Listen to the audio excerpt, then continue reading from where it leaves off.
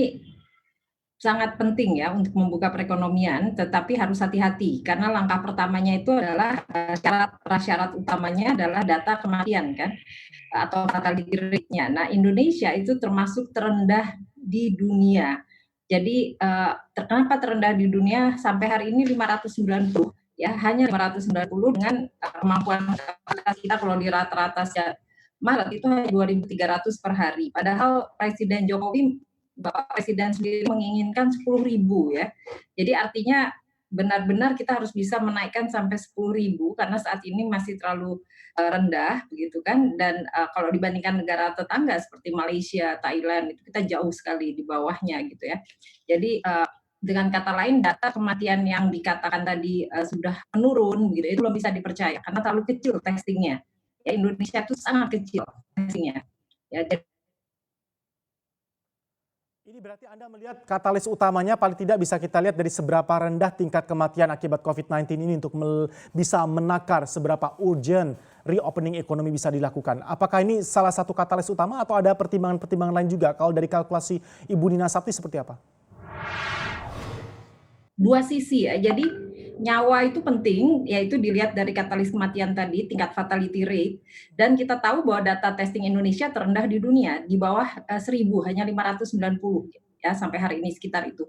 Nah, artinya target Bapak Presiden yang 10.000 per hari belum dipenuhi gitu ya, jadi terakhir itu masih di kisaran 5.000-an per hari. Artinya itu harus dikejar dulu sampai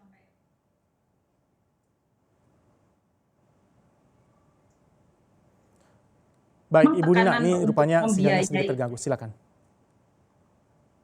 Ya, dari sisi ekonomi pembiayaan sendiri diperlukan.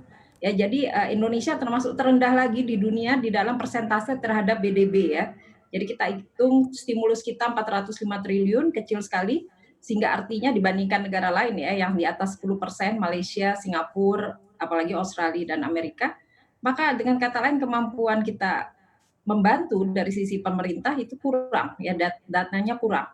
Nah, dua sisi itu kan berarti perlu bantuan dari masyarakat yang dengan kerja keras ini gotong royong, atau dari swasta, dari pihak swasta yang memang ingin segera dibuka. Jadi tekanan itu yang menyebabkan perekonomian akan dibuka. Tetapi hati-hati bahwa kalau dibuka, kalau datanya kematian itu naik lagi, maka biayanya menjadi 2 kali lipat dari sisi kesehatan. Ya, jadi pemerintah siap-siap dengan anggaran kesehatannya gitu kan.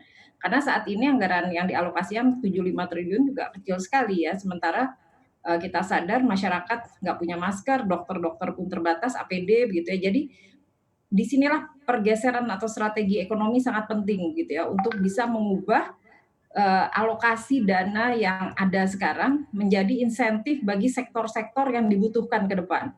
Ya, jadi saya lihat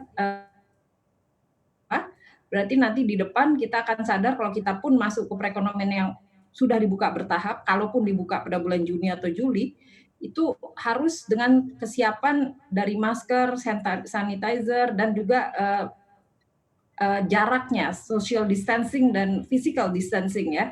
Ini Indonesia belajar dari Korea kemarin, kita lihat bahwa negara yang sudah sangat tinggi juga testingnya, tetapi begitu membuka disiplin masyarakatnya rendah.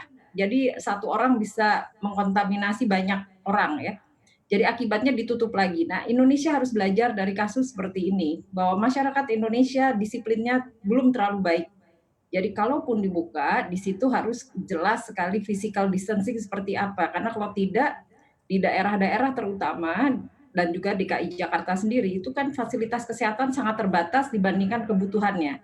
Ya, jadi kesiapan new normal ini harus berimbang antara kemampuan membuka dari sisi kesehatan dan kemampuan memberi stimulus dari sisi perekonomian.